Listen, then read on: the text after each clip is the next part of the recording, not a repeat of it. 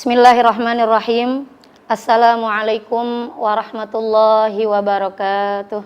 Waalaikumsalam warahmatullahi wabarakatuh. Alhamdulillah, yang saya hormati seluruh jamaah Majelis Ta'lim Daruz Zen Abdurrahman Mulki, yang mudah-mudahan kita semua yang hadir di sini senantiasa Allah berikan kenikmatan, Allah berikan keteguhan iman, Islam, ihsan kita, sehingga kita senantiasa berada di jalan kebenaran, jalan yang diridhoi Allah, dan senantiasa berupaya terus mentaatinya, beribadah kepadanya, dan berupaya sekuat tenaga untuk tidak bermaksiat kepadanya. Amin ya rabbal alamin. Karena memang manusia diciptakan oleh Allah itu punya fungsi, punya tugas, punya tujuan. Yang pertama, fungsi Allah menciptakan kita sebagai manusia itu sebagaimana Allah firmankan dalam surat Al-Baqarah, A'udzubillahi minasyaitonirrajim, wa idz qala rabbuka lil malaikati inni ja'ilun fil ardi khalifah qalu ataj'alu fiha may yufsidu fiha wa yasfikud dima wa nahnu nusabbihu bihamdika wa nuqaddisu lak qala inni a'lamu ma la ta'lamun.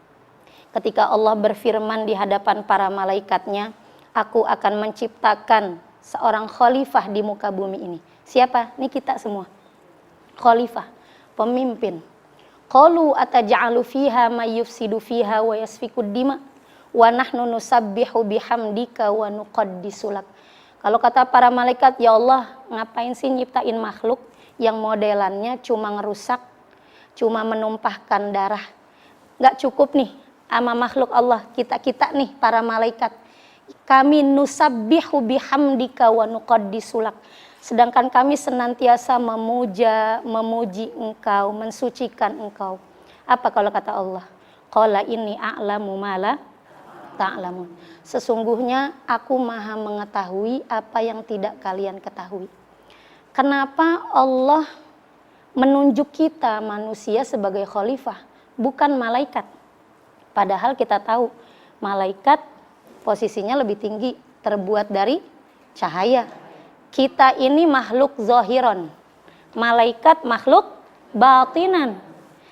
Dunia ini makhluk konseptual, zahiron, maka harus di-manage juga, harus diatur juga sama yang makhluk zahir juga. Ini kita manusia. Yang Allah berikan kepada manusia tidak Allah berikan kepada malaikat. Apa yang ada dalam manusia? Manusia punya wawasan. Dengan wawasan, manusia punya pakem, punya pedoman dalam mengurus dunia ini. Manusia punya intelektualitas, punya kecerdasan, karena ada otak di dalamnya. Manusia punya kreativitas, yang bisa melihat sesuatu yang kelihatannya sederhana menjadi luar biasa. Ibu kalau ngelihat laut, ada apa aja di laut? Ya paling pantai. Ya, gelar tikar buka timbel. Udah segitu doang.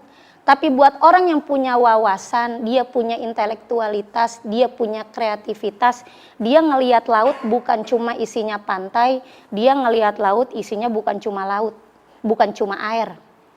Dengan wawasan dia bisa mengeksplor, dia bisa menggali apa aja yang ada di laut. Walladzi sakharal bahra litakulu minhu lahman thoriyya. Allah lah yang telah menundukkan laut untuk kita semua nih, untuk kalian. Biar apa? Litakulu minhu lahman thoriyya. Biar kita bisa ngambil daging segar di dalamnya. Apa daging segar? Ikan. Bukan cuma disuruh makan kita di laut. Bukan cuma suruh mancing. Tapi apa? Watastakhriju minhu hilyatan talbasunaha. Di dalam laut itu banyak perhiasan yang kita nggak tahu. Mutiara, gitu ya, terumbu-terumbu karang yang Masya Allah itu kalau diangkat dijual itu jutaan. 2 tahun yang lalu saya ke Lombok, Bu, jalan-jalan tuh ke Lombok, ngelihat mutiara paling mahal itu ternyata bukan mutiara yang warnanya putih, yang warnanya hitam, black pearl. Ngerti apa kagak nenek-nenek black pearl? hitam. Tahu ibu harganya berapa? 500 juta. 500 juta. Setengah M. Tuh, adanya di mana? Di dalam laut. Yang bisa ngeruk itu siapa? Manusia. Manusia yang punya wawasan, yang punya kecerdasan, yang punya kreativitas, bisa memandang sesuatu yang biasa-biasa aja jadi berharga. Pertama, fungsi manusia diciptakan oleh Allah sebagai khalifah.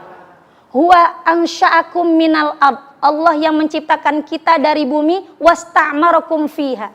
Dan kita ditunjuknya sebagai makhluk yang disuruh memakmurkan.